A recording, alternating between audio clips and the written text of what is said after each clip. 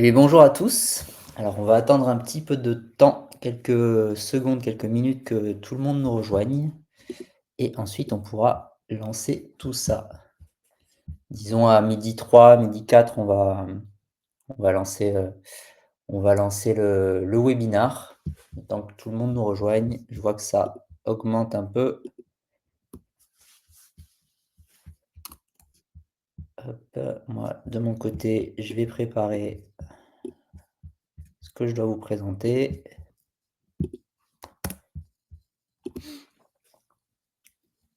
Et normalement, vous voyez bien mon écran.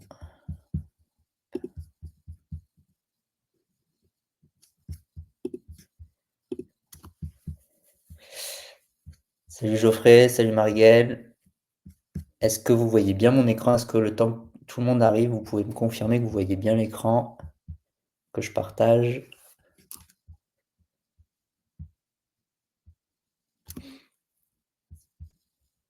Non? Ok. Ah, add to stream, autant pour moi. Là, on devrait être bon. Bonjour Myriam.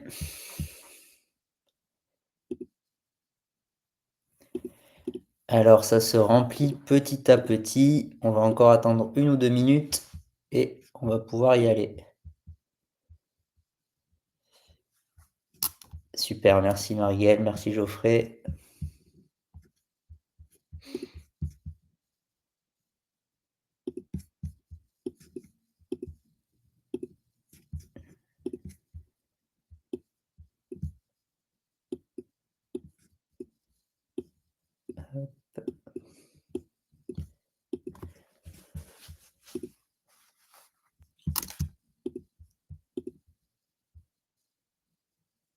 Ça augmente encore un peu. Bon, ben top, on va pouvoir commencer. Comme ça, on va pas déborder sur le temps imparti. Alors, en tout cas, merci à tous de nous rejoindre dans ce webinaire Cube, qui est le premier du nom. On vous expliquera un peu pourquoi.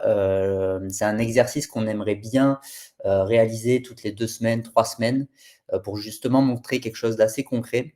Donc aujourd'hui, premier webinaire du nom, on va vous présenter Sacha, qui est l'assistante IA dédiée à la qualification, à la préqualification et à la prise de rendez-vous. Donc on va passer grosso modo 45 minutes, 1 heure ensemble, où on va passer par plusieurs étapes, une présentation rapide du contexte. Rapidement, on va présenter qui on est chez Cube, ce qu'on fait et ce qu'on propose, les problèmes que l'on adresse. Ça, c'est un point hyper important, c'est qu'on a de plus en plus de clients et de prospects auxquels moi je peux parler quotidiennement qui en fait rencontrent à peu près les mêmes problèmes. Les patterns sont quand même similaires et ce qu'on essaye de résoudre.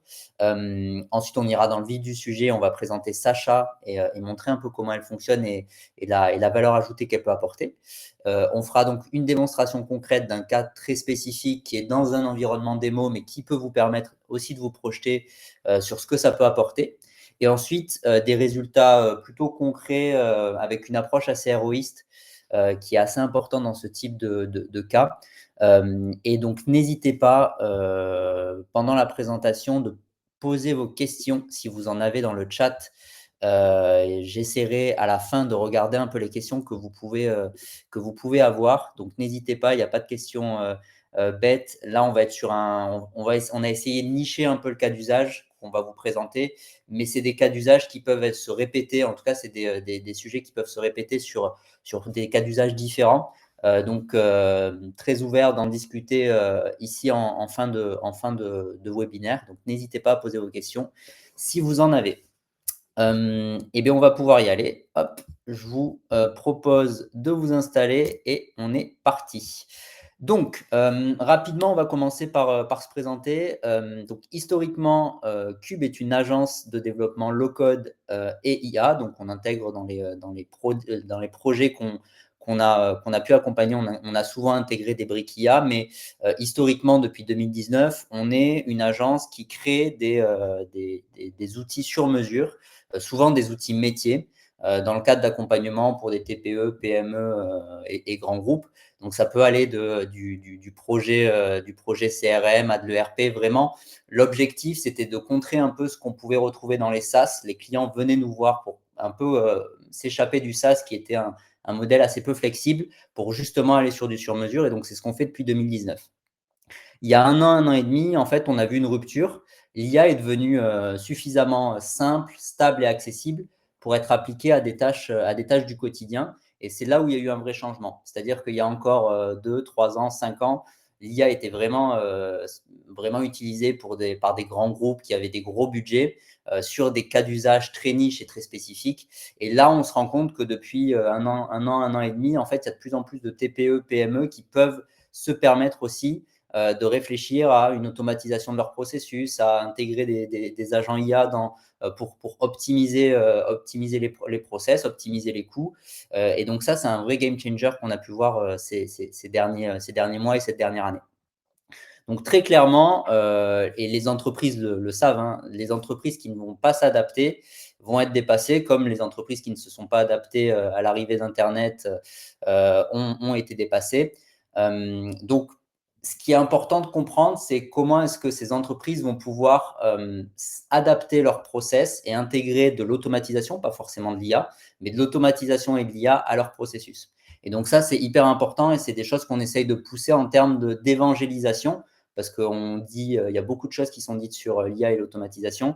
Il y a des choses qu'il faut, on a un vrai métier d'évangélisation et un vrai besoin d'évangélisation pour rassurer les gens sur ce qui est faisable et ce qui n'est pas faisable. À savoir que c'est des choses qui évoluent aussi très vite.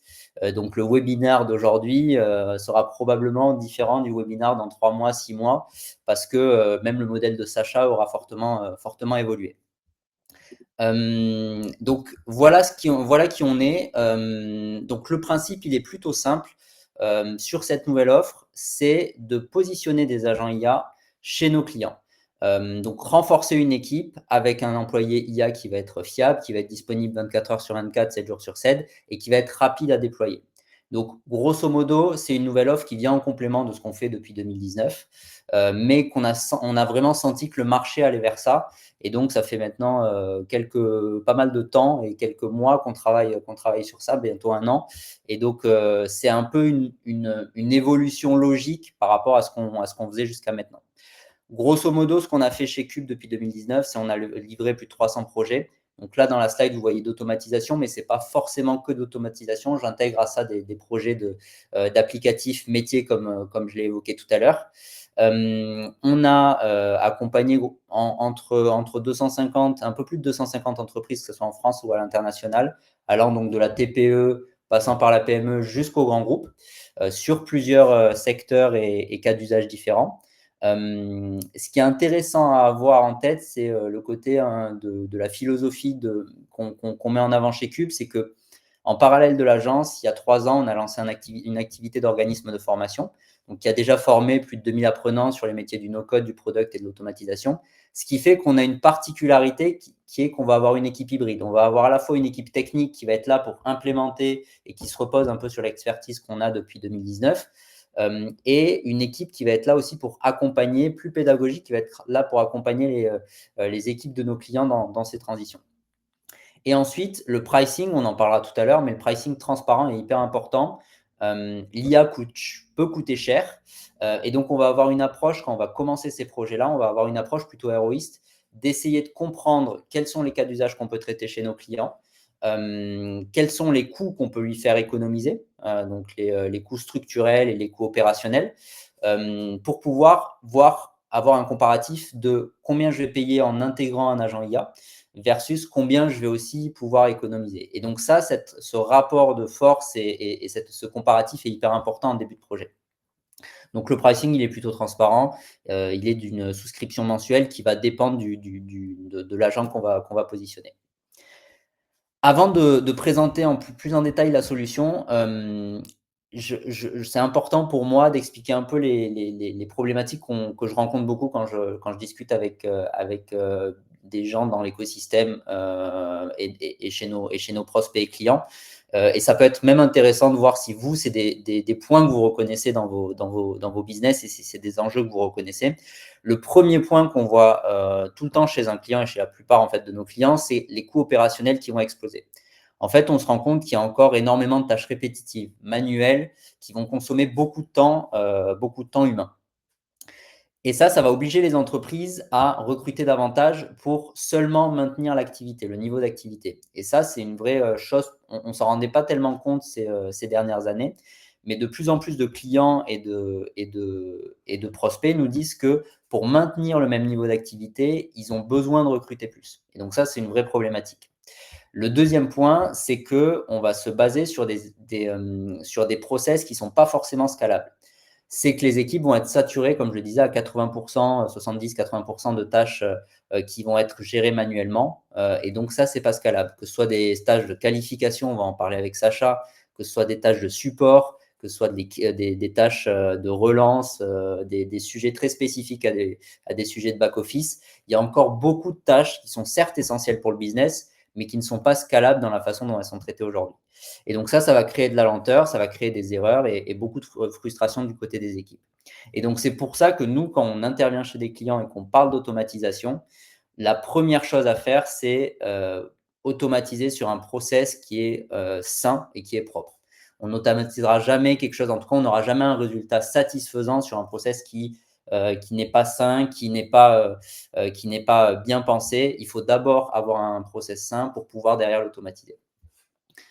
D'ailleurs, je parlais hier justement à un client qu'on accompagne depuis pas mal d'années sur des sujets plutôt applicatifs.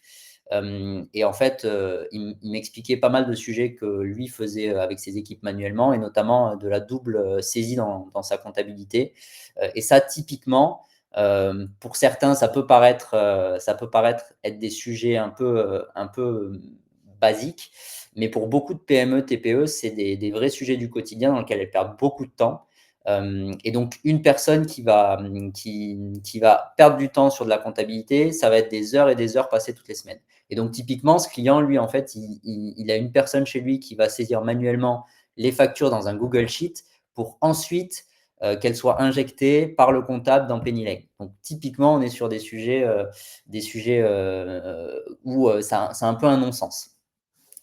Le troisième point qu'on remarque souvent, c'est le savoir interne qui est éclaté. On a des procédures, on a des argumentaires, on a des données produits qui vont être dispersées un peu partout.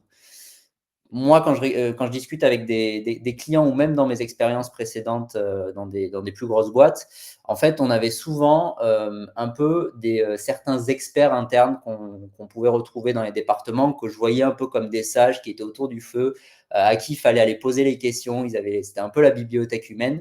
Et pour le coup, c'est un peu aussi un non-sens parce qu'en fait, on va se retrouver avec des incohérences sur les discours entre ce qu'on nous communique à droite et ce qu'on nous communique à gauche. On va avoir une dépendance à des experts internes. Donc, c'est-à-dire que cet expert, du jour au lendemain, il peut partir. Et donc, ça, c'est une problématique pour la boîte parce qu'on perd ce savoir. Et ensuite, on va perdre beaucoup de temps pour aller chercher la bonne information, trouver la bonne personne qui a cette info. Et donc, ça aussi, c'est des choses, on s'en est rendu compte qui pouvaient prendre beaucoup de temps. Et donc, le savoir interne, il y a une vraie réflexion autour de comment est-ce que je peux centraliser ça et comment est-ce que je peux faire en sorte de donner les mêmes capacités d'accès à ce savoir interne à l'ensemble des collaborateurs d'une boîte. Et enfin, le dernier sujet, et c'est pas c'est pas un détail, c'est que le niveau d'exigence des clients a augmenté, mais les équipes ont des difficultés à suivre. Aujourd'hui, les clients, on va parler de l'immobilier, ils vont s'attendre, mais c'est pareil dans plein d'autres domaines, ils vont s'attendre à avoir des réponses immédiates, une disponibilité 7 jours sur 7. Certaines fois, ils vont même s'attendre dans certains domaines et certains métiers à avoir une disponibilité 24 heures sur 24. Ils vont s'attendre à avoir un discours parfaitement homogène entre les différents acteurs de la boîte. Et donc là, pour le coup, les organisations, pardon, ont énormément de mal à suivre sans devoir faire exploser les coûts. Et on reprend un peu le sujet 1, c'est-à-dire que si vous voulez scaler, si vous voulez croître, ben forcément, vous allez devoir payer assez cher en termes de recrutement, en termes de process de plus en plus complexes. Et donc ça va être des vrais sujets pour les boîtes. C'est des vrais sujets pour les boîtes. Et ça va continuer à être des vrais sujets hyper importants. Alors, qui est Sacha? D'où vient-elle? Pour vous partager un peu de contexte, donc en 2025, une agence immobilière nous a contactés, pas tellement dans le cadre et pas tellement alors, elle n'avait pas en tête de vouloir créer un agent IA, mais elle avait une problématique qui était de se dire que dès qu'elle envoyait une offre de logement sur les différents sites, Se Loger, Bien Ici, etc. Elle recevait une dizaine de candidatures quotidiennes. Et donc, elles avaient une problématique, c'était qu'elles étaient complètement sous l'eau, les agents immobiliers étaient sous l'eau, mettaient du temps à répondre, avaient passé la majorité de leur temps à faire de la qualification automatique des dossiers. Donc, pour le coup, c'était un vrai goulot d'étranglement. Et donc, on les a accompagnés un peu dans cette réflexion. Et de manière assez naturelle, on a créé un agent qu'on n'appelait pas agent au début, mais qui aujourd'hui est un agent IA qui va leur permettre en fait de faire de la qualification intelligente et surtout de prendre des rendez-vous pour pouvoir positionner les visites. Donc là, encore une fois, on va être dans un cadre très spécifique, un métier très spécifique, mais c'est quelque chose qu'on pourrait appliquer dans d'autres métiers, des métiers de support, des autres secteurs d'activité, parce que les logiques de préqualification et de prise de rendez-vous sont quand même, c'est des patterns qu'on va retrouver un peu partout. Donc aujourd'hui, que fait Sacha? Elle va faire la qualification intelligente, plus elle va prendre des rendez-vous. Donc en gros, dès qu'elle va recevoir un dossier pour un dossier d'une personne qui souhaite visiter un bien, elle va le qualifier en quelques secondes selon les critères de l'agence. Donc, c'est-à-dire des critères de revenus, des critères de documents, des documents joints pardon, à la candidature, la situation de la personne qui cherche un logement, etc. Donc, on va avoir une sorte de matrice sur laquelle l'agent IA va se baser pour pouvoir qualifier les dossiers qu'elle va recevoir. Ensuite, elle va contacter les candidats avec une voix naturelle. Et c'est là qu'on va intégrer des outils qui vont vous permettre aussi de recevoir un appel d'un agent IA, mais avec une voix naturelle. Elle va planifier les visites dans l'agenda à la fois de l'agent immobilier, mais aussi du client. Et ensuite, elle va gérer les relances automatiques pour s'assurer qu'il n'y ait pas de no-show.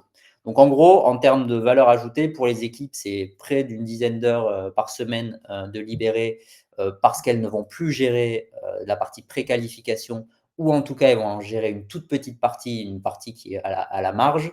Elles vont, ce qui va en fait limiter la frustration par rapport à ces tâches répétitives et surtout un focus plus humain sur l'accompagnement lors des visites, en négociation, enfin sur des choses où on a vraiment besoin d'une expertise humaine. Pour les clients, c'est une réponse en moins de 5 minutes, 24 heures sur 24. Évidemment, quand on configure ça chez nos clients, il y a des garde-fous. L'agent IA ne va pas vous appeler à 3 heures du matin, mais pour le coup, on va mettre en place des garde-fous. Mais en tout cas, en termes de réactivité et de disponibilité, on est sur quelque chose d'hyper avancé. On va avoir une expérience fluide et professionnelle. Et ensuite, je l'ai mis sur la slide côté client, mais c'est plus côté équipe. Un vrai point important, c'est la diminution des no-shows, puisqu'on va avoir des relances automatiques, des rappels qui vont permettre à la personne de ne pas oublier qu'elle a une visite tel jour à telle heure. Donc voilà, ce que je vais faire, c'est que la prochaine slide, vous n'allez rien voir. Donc en gros, je vais vous partager l'écran Figma qui sera plus clair, qui est en fait une sorte de workflow que nous, on utilise dans tous nos projets. Au moment d'essayer de poser les bases du chantier, on réfléchit à quels sont les différents cas d'usage, les différents scénarios qu'on va pouvoir retrouver. J'ai fait un peu ce travail-là pour cette démonstration. L'idée de cette démonstration, c'est qu'elle est assez simpliste. On a configuré cet outil dans la démonstration pour que ce soit assez simpliste et que j'aille pas trop dans des détails poussés. Mais évidemment, au moment de la configuration chez nos clients, on va en fait s'adapter aussi, eux, à leur process et à leur scénario pour pouvoir configurer l'agent IA par rapport aux spécificités de notre client.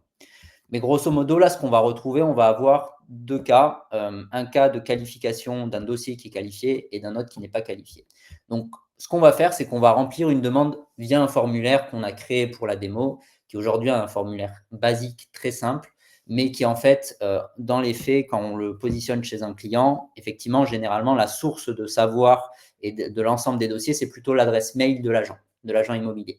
Donc, on pourrait très bien se dire que cette information-là, ce qu'on appelle le trigger, va aller chercher les informations dans les emails de l'agent immobilier pour pouvoir analyser les pièces jointes, le dossier, etc., etc. Donc, une fois que le formulaire ou que l'email est envoyé, il va y avoir une analyse automatique de Sacha du dossier selon la matrice de l'agence. Là, on va avoir 3 cas possibles. On va avoir un premier cas où en fait, le dossier, va être complet. Le dossier pardon ne va pas être complet. Donc là, dans ce cas-là, on va envoyer un email complémentaire automatiquement qui va demander les pièces jointes, manquantes. Le deuxième cas, et c'est souvent c'est le plus intéressant pour le coup, c'est OK, le dossier il est complet, j'ai toutes les pièces jointes pour pouvoir instruire le dossier et le qualifier. Et donc là, on a 2 chemins. Le premier chemin, c'est, les conditions ne sont pas remplies et donc dans ce cas-là, on envoie automatiquement un email de refus. Mais au moins dans l'heure, dans les 2 heures, le client est au courant qui ne comptera pas sur ce logement et donc il est fixé. Et le cas où les conditions sont remplies, dans ce cas-là, on va recevoir un appel téléphonique de Sacha qui va répondre aux questions sur le bien, qui va planifier le rendez-vous et qui va pouvoir d'ailleurs envoyer les emails de confirmation et bloquer les créneaux dans l'agenda. Donc là, on reste encore sur un modèle assez simpliste parce que dans les faits, évidemment, on va aller un peu plus loin. Il y a des fois, il faudra escalader vers un agent humain, c'est-à-dire on peut très bien notifier, l'agent au moment de la configuration que dans certains cas, il doit renvoyer et transférer l'appel chez un humain parce qu'on est sur des sujets très, très spécifiques et qui ne peuvent pas être gérés par l'IA. Donc tout ça, on va être sur quand on configure, on va être sur des workflows un peu plus poussés, mais là, c'est dans le cadre de la démo. Alors, hop, ce que je vais vous partager, il faut que je l'ouvre. C'est mon formulaire qu'on a fait, encore une fois, dans le cadre de cette démo, qui est un formulaire très simple, mais c'est pour qu'on aille vite, dans le vif du sujet. Et donc, on va demander des informations très sommaires, donc email, numéro de téléphone pour être appelé, situation professionnelle, revenu mensuel net et un bulletin de salaire. Donc là, vous voyez, on est sur quelque chose de très simpliste. Évidemment, dans les faits, c'est plus compliqué, mais là, on fait quelque chose pour au moins pouvoir trigger et déclencher l'appel de Sacha. Donc, grosso modo, pour vous partager un peu les coulisses de ce qu'on a fait, c'est qu'on a dit qu'au-delà de 2 500 € net par mois, on rentre dans les dossiers acceptés de ce logement et on peut recevoir l'appel. Donc évidemment, encore une fois, assez simpliste. Là, je mets mon numéro de téléphone pour être appelé, mon adresse email, d'ailleurs pour recevoir les confirmations par mail si on book une visite. Et donc, je vais envoyer la demande. Hop. Et là, si tout va bien, je vais recevoir un appel. Voilà, je reçois mon appel. Hop. Et je vais me mettre en haut-parleur. Je suis Sacha, l'agent IA de Cube. Je vous appelle car vous venez de remplir un formulaire pour visiter un de nos biens immobiliers. Auriez-vous 2 minutes pour prendre un rendez-vous? Oui, bonjour Sacha, merci de me rappeler. Effectivement, j'ai un peu de temps devant moi pour prendre rendez-vous. Parfait. Avant de fixer le rendez-vous, avez-vous des questions sur le bien? Alors oui, ça serait sympa de votre part de me rappeler un peu les caractéristiques globales du bien pour lequel vous m'appelez.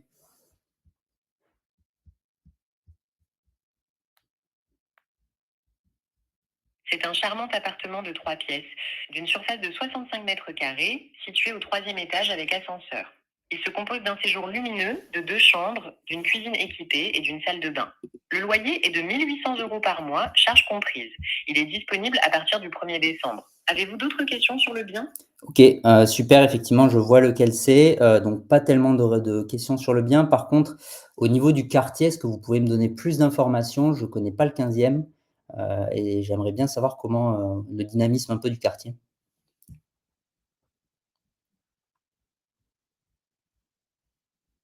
Le quartier des résidentiels est calme, tout en étant proche des commerces de proximité. Vous êtes à 3 minutes à pied du métro Convention, sur la ligne 12. Il y a aussi des écoles et des commerces comme une boulangerie et une pharmacie dans la rue. Avez-vous d'autres questions sur le quartier ou le Ok. bien? Bah, super, non, c'est assez clair. Une petite question avant de planifier la visite. Au niveau des charges, à combien s'élèvent-elles, par mois et qu'est-ce qu'elles comprennent?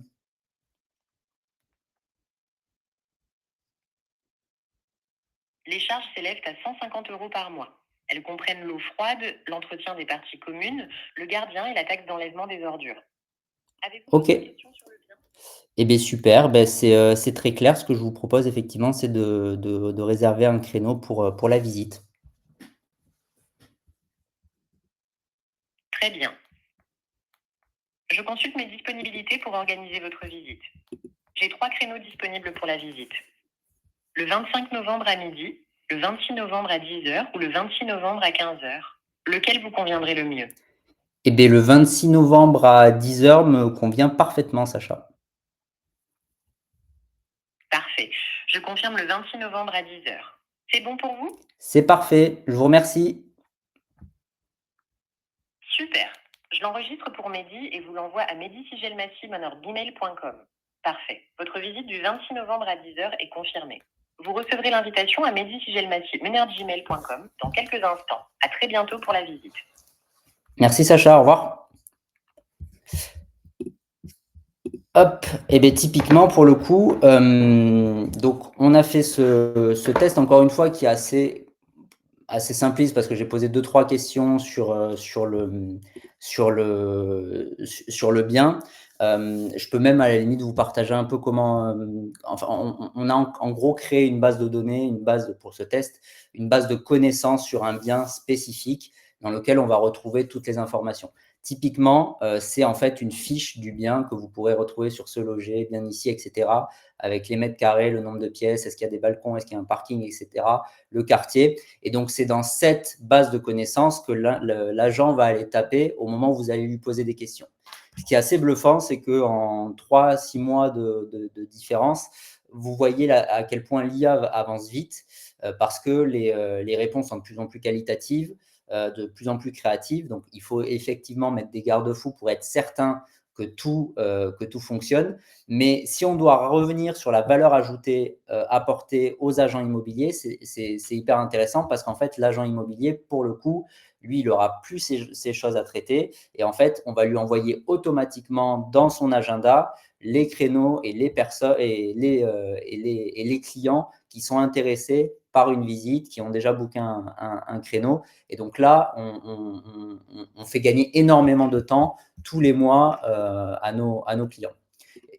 Donc, ce que j'ai reçu là par mail, c'est effectivement, j'ai reçu mon mail de confirmation qui me dit, donc j'ai reçu 2 mails. J'ai reçu mon mail de confirmation, votre visite est confirmée à la date du 25 à 10 heures au 45 rue de la Convention, 75 015 Paris. La référence du bien, quelques rappels sur le bien.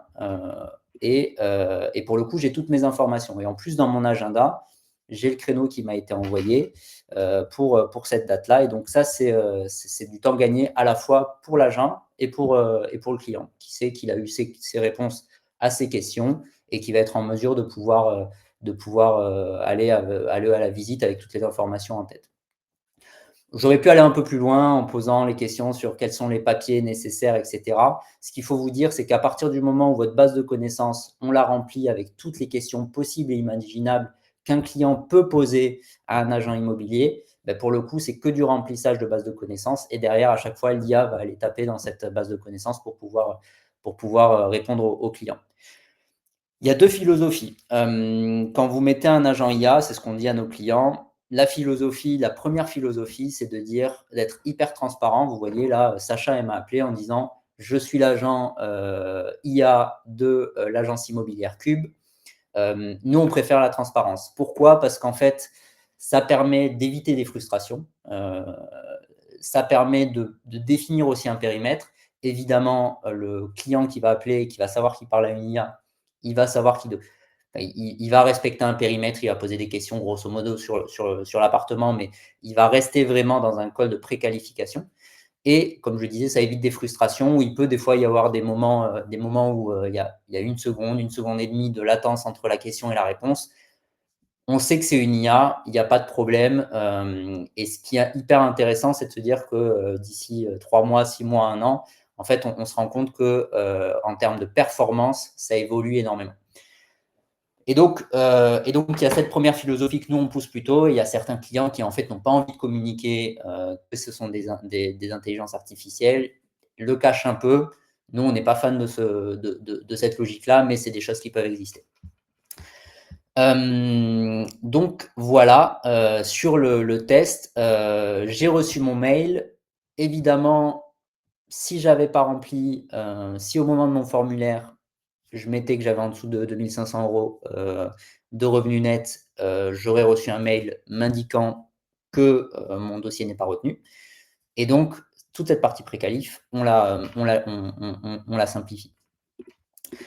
Je vais retourner sur la présentation, pour vous parler un peu des résultats concrets. Là, on sort un peu de Sacha spécifiquement, on va plutôt dans un sujet de résultats concrets, sur ce qu'on a pu, observer déjà sur le marché, ce que nous on a pu observer des clients, enfin des agents qu'on a placés chez nos clients. Le premier résultat, il est héroïste, il est financier. C'est-à-dire qu'en fait, encore une fois, si vous voulez scaler, vous avez besoin de recruter. Et quand les clients se font une projection en se disant, ben voilà, pour mon support, pour mon assistant RH qui va prendre des rendez-vous, etc., je n'ai pas besoin de recruter parce qu'en fait, j'ai une IA qui fait ce travail-là de préqualification en amont. Et bien pour le coup, ça m'enlève un salaire chargé de X milliers d'euros par mois ou par an. Et donc, en fait, on a des revenus, c'est assez facilement qualifiable et quantifiable, pardon, de savoir combien on va économiser. Et donc, c'est pour ça que c'est une approche très héroïste d'un client qui va se dire, bon, ben, habituellement, je payais tant pour faire ces tâches-là. Maintenant, en fait, je vais payer un autre coût qui va être le coût de l'implémentation de l'agent et de son fonctionnement. Mais en fait, je vais être en mesure de faire un comparatif. Et grosso modo, on se rend compte que sur un salaire chargé, sur 2 salaires chargés, vous arrivez rapidement à des 50 000, 60 000 € par an d'économiser. Donc, on va être sur une approche, encore une fois, très héroïste, très quantifiée, mais c'est quelque chose qui est plutôt apprécié des TPE et des PME qu'on accompagne parce que, pour le coup, très concret pour elles. La deuxième chose, c'est la fiabilité. On va être sur des tâches automatisables, donc des tâches qui habituellement sont chronophages pour les humains, qui peuvent entraîner des saisies et donc des erreurs manuelles. Et donc pour le coup, là, on va être sur une fiabilité jamais parfaite, mais une fiabilité qui peut, qui drastiquement est améliorée. Pourquoi pas parfaite? Parce que vous savez très bien qu'il peut y avoir des sujets d'hallucination quand on utilise des LLM, quand on utilise de l'IA. Et l'idée, c'est comment est-ce que je limite au maximum ces hallucinations? Ben, c'est en configurant au mieux les agents quand on les place chez nos clients. Et donc ça, c'est quelque chose à avoir en tête. Et ensuite, je répète ce que je dis, ce que j'ai dit 2-3 fois depuis tout à l'heure, mais la vélocité et la rapidité à laquelle ces technologies évoluent est bluffante. Et pour le coup, on se rend compte qu'il y a un an et demi, quand vous utilisez ChatGPT, il hallucinait énormément. Et pour le coup, c'est plus trop le cas, ou en tout cas, ça l'est moins. Et ça va d'amélioration en amélioration. Et donc ça, nous, on se rend compte, notamment dans la qualité des rendus qu'apportent les agents IA qu'on place, qu'en fait, mois après mois, selon les modèles de LLM qu'on va appeler, il y a des améliorations qui sont assez bluffantes et donc le taux d'erreur diminue drastiquement. La disponibilité, là on en a un exemple parlant, c'est-à-dire que j'ai rempli mon formulaire, dans les 30 secondes, j'ai été appelé pour planifier une visite. Donc ça, en termes de disponibilité, c'est hyper intéressant. Encore une fois, garde-fou à anticiper, à mettre en place. Si j'avais rempli mon formulaire à 2 heures du matin, je pense que c'est pas forcément une bonne idée de faire en sorte que l'agent rappelle dans les 30 secondes. Il faut mettre des garde-fous pour être certain de respecter quand même certaines règles, mais pour le coup, la disponibilité, elle est permanente, elle est quasi immédiate. La croissance sans embauche, je le répète encore une fois, mais hyper important de se dire, OK, je suis en mesure de scaler mon activité en réfléchissant à certains pans de mon activité que je peux automatiser. Nous, on est vraiment dans une philosophie, quand on automatise certains process, il y a toujours cette logique du human in the loop qui est hyper importante, c'est-à-dire qu'on ne va pas automatiser un business à 100%. Par contre, l'IA est là pour aider les salariés humains à faire mieux leur travail et surtout à faire des choses qui sont beaucoup plus intéressantes pour elles et moins chronophages. Et donc, là, on va pouvoir, en réfléchissant, c'est ce qu'on fait en audit avec nos clients, en réfléchissant à différents pans de l'activité, on va être en mesure de réfléchir à quelle est la croissance, quelles sont les choses qu'on peut automatiser, quelles sont les choses qui font du sens à automatiser, qu'est-ce qui ne ferait pas de sens à automatiser. Mais donc, on peut projeter une croissance sans forcément embaucher, contrairement à ce qui était le cas jusqu'à maintenant. Et les résultats immédiats, ça, c'est vraiment encore une approche héroïste de se dire, je suis en mesure très rapidement, demain, je place Sacha dans mon agence immobilière, je suis en mesure très rapidement de savoir combien de qualifications elle m'a fait. Donc, par exemple, elle a qualifié en une semaine 150 profils, de savoir combien de visites elle a prises, et de les comparer à ce que ça aurait été si j'avais continué à faire ce travail par un agent immobilier de mon équipe. Donc, résultat assez concret et résultat surtout qu'on peut monitorer et qu'on peut mesurer.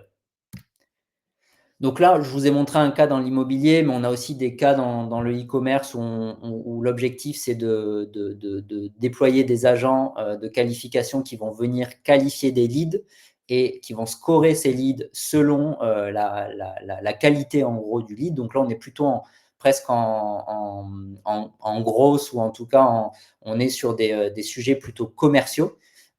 Qui vont permettre derrière d'avoir, de partager avec les sales de l'équipe un document avec pour chaque lead des scorings par rapport à une matrice qui a été définie. Et donc là, en termes de capacité du commercial de mieux faire son travail, il a été aidé par l'IA parce qu'en préqualification, on a été beaucoup plus intéressant et impactant. Il y a aussi des sujets sur les cabinets RH et on présentera dans les prochaines semaines Emma, qui est l'agent RH, qui va être en mesure de pouvoir analyser automatiquement les CV entrants, en extraire les compétences, évaluer la pertinence du profil versus le poste qui est recherché. Et donc, un assistant RH va pouvoir être en mesure de créer des fiches de poste, de qualifier et préqualifier des profils selon les fiches de poste, de booker des rendez-vous avec le RH sur les profils qui ont été qualifiés. Donc, encore une fois, on est un peu sur la même logique, mais dans un métier qui est quand même assez différent, mais où il y a toujours cette logique de préqualification plus qualification. Donc voilà, j'ai pas mal parlé pendant 40 minutes. Là, l'idée, c'est effectivement, on va pousser toutes les 2-3 semaines les webinaires. Les 2 prochains webinaires, on aimerait bien d'ici la fin de l'année, entre début décembre et fin décembre, présenter Noah, qui est le collaborateur support, et Emma, qui est la collaboratrice RH, pour pouvoir encore une fois faire des choses qui sont assez concrètes et qui vont permettre aussi aux gens qui vont participer au webinaire de se projeter sur des cas d'usage. Encore une fois, on essaye de viser des niches pour que ce soit hyper parlant, mais ce sont généralement des patterns qu'on peut retrouver dans d'autres secteurs, sur d'autres métiers.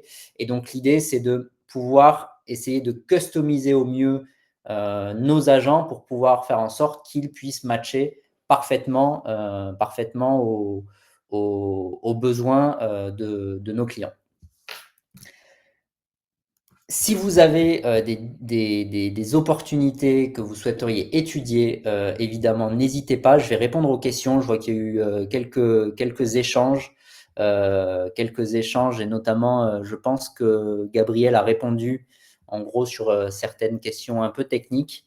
Mais je vais, si vous avez des opportunités ou des choses dont vous voulez discuter, notamment dans votre écosystème, n'hésitez pas, on est là pour ça. Nous, on aime beaucoup parler avec des gens de l'écosystème pour comprendre comment elles fonctionnent, même si ce n'est pas forcément des leads de clients, si c'est des gens qui travaillent dans le même secteur, c'est toujours intéressant d'en discuter, voir un peu ce qui a pu être fait à droite à gauche, et comme ça, nous, qu'on apprend. Donc, pour le coup, n'hésitez pas à réserver un créneau directement dans mon agenda. Je pense qu'il y a un bouton qui s'affiche en bas, et c'est avec grand plaisir qu'on pourra en discuter ensemble. Ouais, pour le coup, Rémi, alors peut-être qu'il faut que je remonte, mais je pense pas. Je pense que tu avais répondu. Je pense que Gabriel t'avait répondu à la question par mail ou par téléphone. Pour le coup, Rémi, sur la stack, effectivement, aujourd'hui, N8N est ce qui va gérer toute la partie Automne, qui va vraiment être utilisé comme le hub de l'automatisation.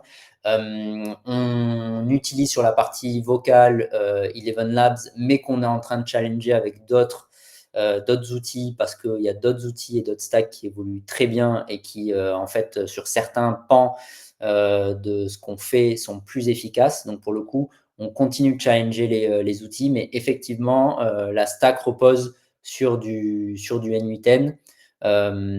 Make a aussi poussé ces sujets agentiques, mais pour le coup, effectivement, sur cet agent spécifique, on passe plutôt par du N8N. Et du dev custom quand il y a besoin de faire du dev custom sur des connexions à des third parties ou à des outils. Ce qui est intéressant, c'est notamment quand on va se connecter à des outils qu'on a créés pour nos clients, notamment sur des applications métiers, donc des ERP, etc. On se connecte automatiquement aux ERP que nous, on a développés from scratch. Et donc, il peut y avoir une vraie synergie entre les agents IA qu'on va placer chez nos clients et notamment les outils qu'on a pu aussi développer chez eux par le passé. Et c'est un des sujets qu'on est en train de faire justement chez un gros client qui est dans le monde de la logistique, qui est comment est-ce qu'on peut connecter l'ensemble des 2 agents qu'on a placés chez lui sur son ERP sur mesure qu'on lui a créé, notamment sur des notations de transport. Enfin, ça reste assez complexe, mais c'est des choses qu'on fait pas mal. Ouais. Donc voilà, je suis arrivé un peu au bout de la présentation. N'hésitez pas, encore une fois, à prendre rendez-vous. Je vois déjà, je crois que j'ai déjà reçu une ou deux notifs de rendez-vous dans mon agenda. C'est très cool. N'hésitez pas si vous avez des questions, si vous avez des cas d'usage que vous souhaitez au moins challenger. On est là pour ça. Sinon, sur les prochaines éditions, on fera en sorte de présenter d'autres agents qui font des choses différentes, mais qui répondront à la question, à la complexité pour nos clients et pour les prospects de se projeter sur des cas d'usage pour prendre ce virage de l'automatisation et de l'IA chez elles. Donc, s'il n'y a pas d'autres questions, merci beaucoup de votre temps. Merci d'avoir pris le temps pour m'écouter. Et pour ceux qui ont réservé les créneaux cette semaine et la semaine prochaine, eh bien, à dispo pour en discuter et voir ce qui peut être fait et quelle synergie on peut trouver. En tout cas, merci à tous.